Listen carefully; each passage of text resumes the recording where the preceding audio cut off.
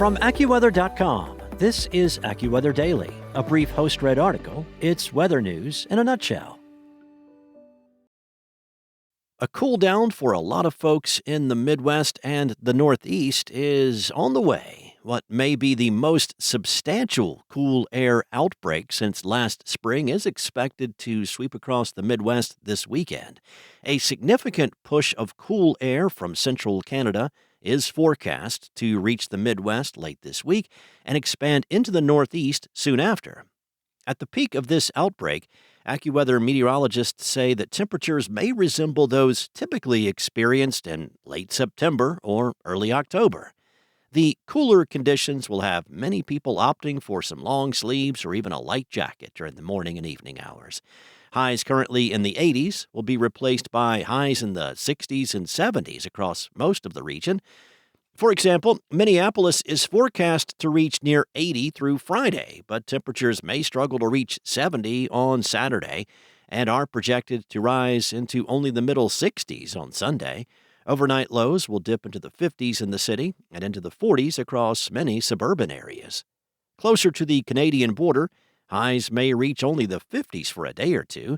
Nighttime lows in locations away from larger lakes are forecast to fall into the 30s and lower 40s, with some spots approaching frost levels. Much cooler air will sweep into Chicago and Detroit this weekend. By Monday, highs in both of those metro areas may struggle to reach 70, compared to historical averages in the lower 80s for this time in August.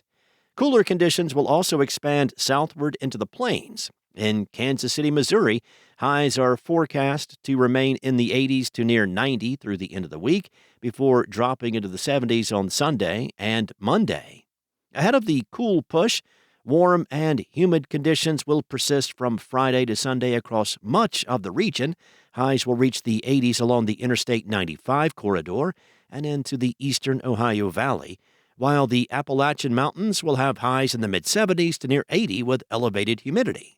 Cooler air is forecast to sweep into the Northeast from Monday into Tuesday. Much of the region is likely to experience a temperature drop similar to the Midwest, with readings trending 10 to 20 degrees below the historical average for late August.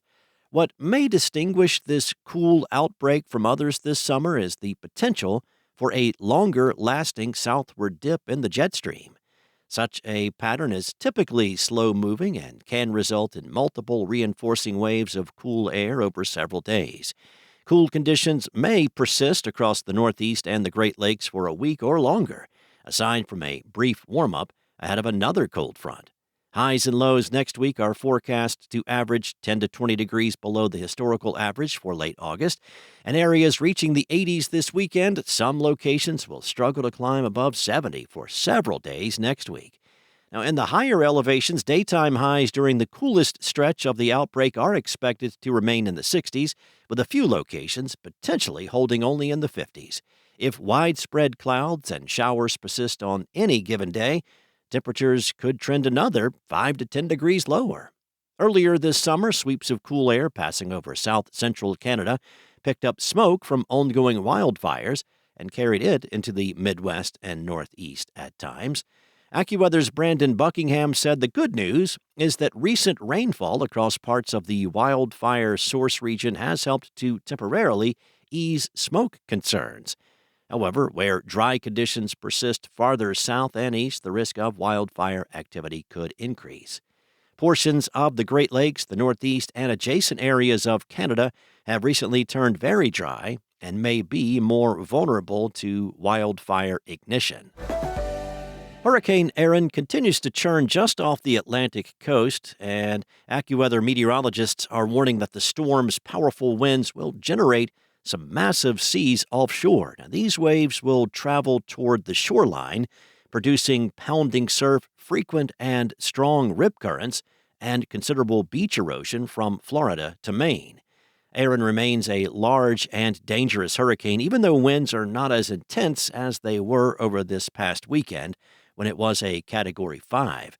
Tropical storm conditions now extend outward up to 265 miles from the eye, while hurricane conditions reach about 90 miles from the center.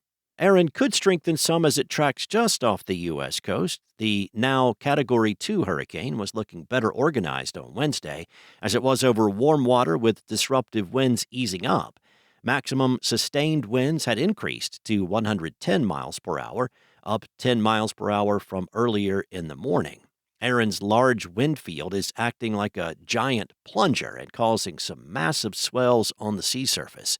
As Erin moves over the open Atlantic, it is forecast to pass about 200 miles to the east of Cape Hatteras. Swells will propagate outward well away from the center and reach the beaches in the form of large, pounding breakers. Wave heights will average 5 to 10 feet along the southern Atlantic and mid-Atlantic coasts. However, waves could reach 10 to 20 feet along the coast of North Carolina to Virginia. Waves over the open ocean near the center of Erin may approach 50 feet. That's all for now. You can find more regional forecasts and science-based articles at AccuWeather.com. And for your local forecast at your fingertips, download the AccuWeather app. Enjoy the rest of your day. Be safe. I'll be back tomorrow with more from AccuWeather.